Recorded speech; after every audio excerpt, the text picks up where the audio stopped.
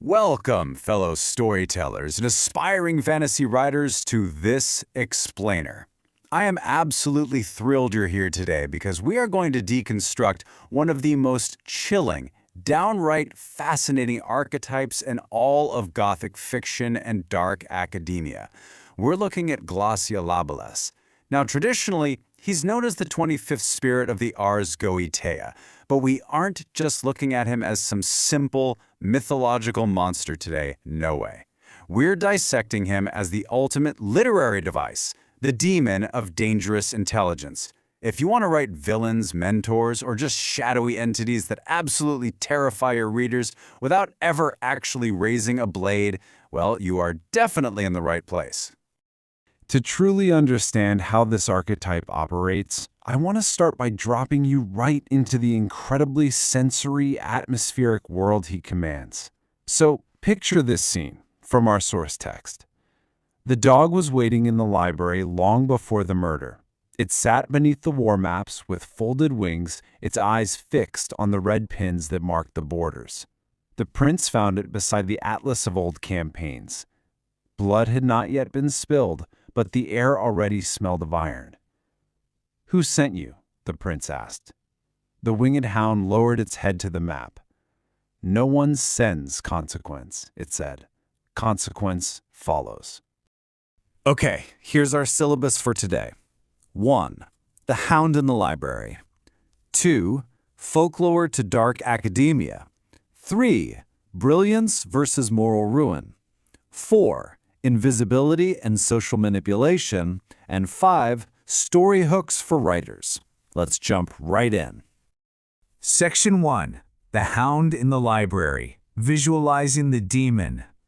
As writers, we know that atmosphere is literally everything, right? And this perfectly illustrates the visual language of Glasya-Labolas.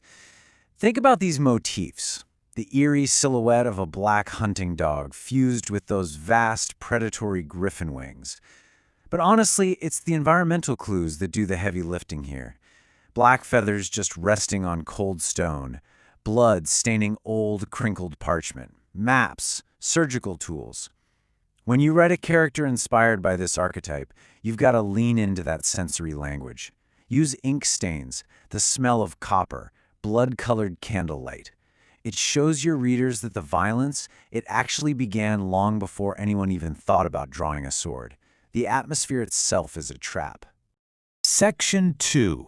Folklore to Dark Academia. Evolving the Myth.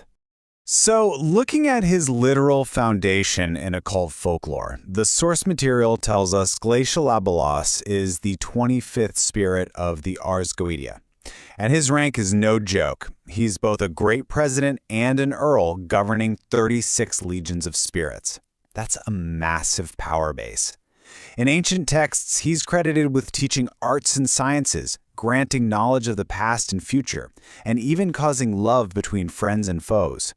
But right next to those scholarly pursuits is this incredibly dark association with manslaughter and bloodshed. It's such a striking contrast. He is essentially a teacher whose lessons stain your hands. And it's fascinating to see how this ancient lore evolves into modern storytelling. In traditional folklore, you've got literal manslaughter, magical invisibility, commanding legions, the whole shebang. But when we adapt this for dark academia or Gothic fantasy, we translate those literal elements into systemic, institutional dread. So manslaughter, that becomes a cold, calculated political assassination. Legions turn into a terrifying network of secret police. And that supernatural lore transforms into cursed scholarly artifacts locked away in a university archive. You're basically taking raw ancient myth and applying it to bloodline feuds and dangerous conspiracies, where the real monster isn't a beast, but unbridled intellect. Section 3. Brilliance versus Moral Ruin. The Brilliant Accomplice. Okay, this is absolutely crucial to understand. Glasya-Labolas is the demon of the brilliant accomplice. He is not a brute. He's not just some ignorant killer kicking down doors. He is an educated, meticulous planner. He's the military scholar, the quiet court advisor, the forensic witness. The The real horror of this character comes from the fact that learning itself becomes a weapon. He offers perfect clarity to your protagonist, but that clarity, it reveals an incredibly cruel, devastating path to victory.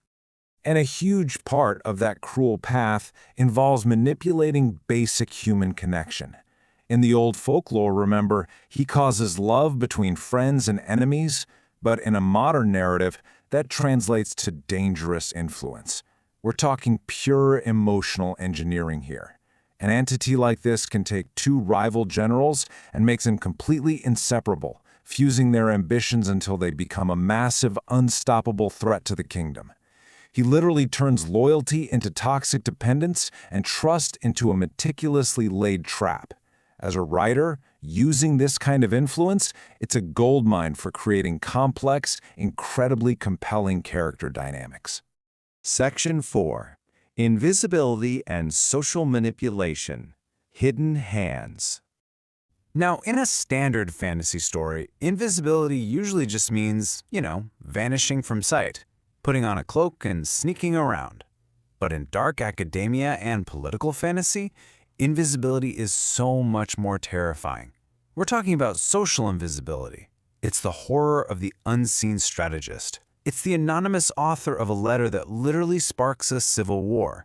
It's the quiet advisor standing right behind the throne, or the unseen witness who knows exactly who committed the crime but just waits silently until the price is right. It's all about those hidden power dynamics, because let's face it, the most dangerous person in the room is always the one nobody notices is even playing the game. Section 5. Story hooks for writers applying the archetype. So reviewing this character dossier straight from our source material gives us an amazing blueprint for building this out. His role is the winged hound advisor, or the blood-stained scholar, but his personality is what really strikes me. He is disturbingly calm when everyone else is panicking. His strength lies in revealing hidden patterns that can actually change the course of kingdoms. But look at his weakness. He understands consequence better than compassion, meaning his advice might be mathematically, strategically flawless, and still completely, utterly, morally ruinous. So how do we actually use that? Well, here's our first story hook, the War Academy Hound. Imagine an elite military academy. The best strategist in every generation is chosen by this mysterious winged dog that appears only during their final examinations. Now, the students chosen by this entity, they go on to win every single war they touch. They are celebrated as absolute geniuses. But, and here's the narrative catch, none of them die with clean hands. It forces your protagonist to ask a really heavy question.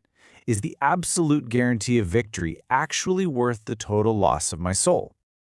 Here is another brilliant scenario to play with, the map that bleeds. This leans heavily into that cursed scholarly artifact trope we talked about. Imagine a cartographer who draws a map of future battles. Every single road marked in red ink becomes a place of just devastating death. And beside that ink, waiting silently in the shadows of the study, is a winged hound. It doesn't attack, it just watches, waiting for someone desperate enough to ask it how to avoid the next massacre, knowing full well the price of that information is going to be incredibly steep. Or consider this one, the invisible witness. A powerful noble family is brutally murdered in their manor, and the case just goes completely cold. But one witness survived by using the magic of social invisibility. They simply became unseen to the world. Years later, this survivor returns to the political stage. There are these subtle black feathers woven into their coat, and they possess every single devastating secret in the room. They literally have the power to dismantle the entire court with just a few whispered truths. As we wrap up this explainer, I want to leave you with the deepest, most profound question this archetype poses to your characters. See, Glasya-Labolas doesn't ask if you can win. He already knows he can give you the exact strategy to win. The real question is, What part of yourself will become invisible after you win? When your character finally trades their morality for that dangerous knowledge, what part of their humanity fades away forever? I want you to ponder that as you outline your next dark fantasy, and let the winged hound guide your pen. Keep writing, keep exploring, and I'll catch you in the next explainer.